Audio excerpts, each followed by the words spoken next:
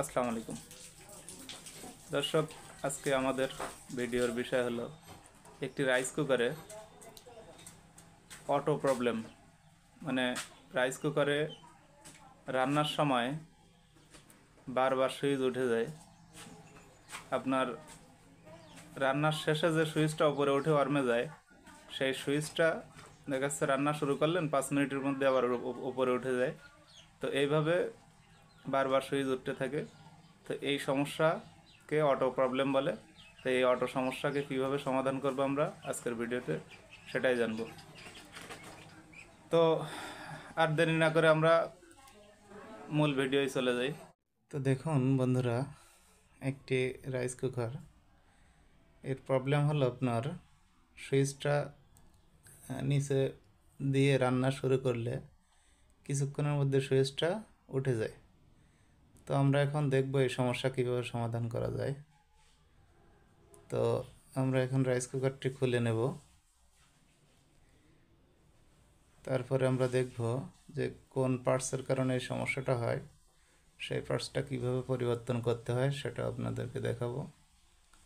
তো দেখুন, রাইস কুকারটি খুলে নিলাম। তো এই রাইস কুকারে অটো সুইচ মানে ম্যাগনেটিক থার্মোস্ট্যাট নামে একটা পার্টস আছে, যে পার্টসের কারণে যে পার্টসটি নষ্ট হলে রান্না হওয়ার আগেই বারবার সুইচ উঠে যেতে থাকে। এই হলো সেই পার্টস, ম্যাগনেটিক থার্মোস্ট্যাট বা ম্যাগনেট সুইচ বলে।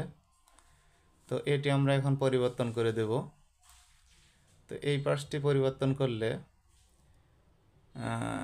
আশা করা যায় এই সমস্যার সমাধান হয়ে যাবে ইনশাল্লাহ। তো আমরা এখন পার্টসটি খুলে নেব।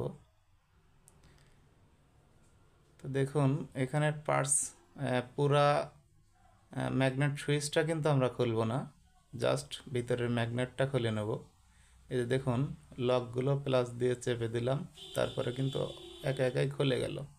কিন্তু অনেকে কি করে, পুরো ম্যাগনেট সুইচটা চেঞ্জ করতে যায় বাটি সহ, তখন কিন্তু এটা পরিবর্তন করতে অনেক কষ্ট হয়ে যায়। তো বাটি কিন্তু নষ্ট হয় না, কিন্তু নষ্ট হয় ম্যাগনেটটা। তো আমরা সেই ম্যাগনেটটা আলাদা করে পরিবর্তন করব। তো যাই হোক, এখন আমরা একটা নতুন ম্যাগনেট নিয়ে নিলাম। এই ম্যাগনেট থেকেও বাটি আলাদা করে ফেলবো।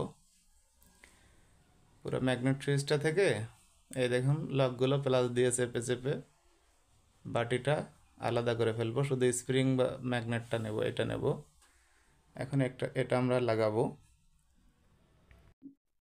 ম্যাগনেট সুইচটা লাগাবো।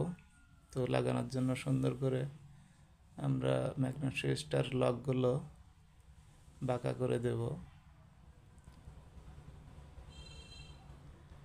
এরপরে দেখুন, বাঁকা করে দেওয়ার পরে যে সুইচ লিভারের সাথে ম্যাগনেট সুইচের যে সংযোগ স্থলটা আছে সেটা অ্যাডজাস্ট করে নেব। দেখুন, এটা একটু সুন্দর করে অ্যাডজাস্ট করে তারপর সুইচ লিভারের ভিতরে ঢুকানো হবে।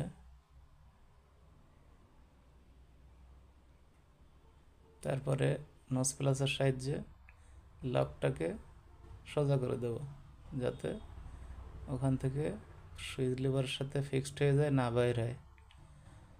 তো এভাবে করে ম্যাগনেট সুইচ চেঞ্জ করবেন। তারপরে আমরা এবার রাইস কুকারটি ফিটিং করে ফেলবো। আমাদের কাজ শেষ, রাইস কুকারটি ফিটিং করে ফেলবো। তো এভাবেই একটি রাইস কুকারের সুইচ যদি বারবার উঠে যায়, তাহলে আমরা ম্যাগনেট সুইচ পরিবর্তনের মাধ্যমে সেই রাইস কুকারটি সমস্যার সমাধান করে ফেলতে পারি। তো দেখুন, এখন আমরা ফিটিং করে দেব।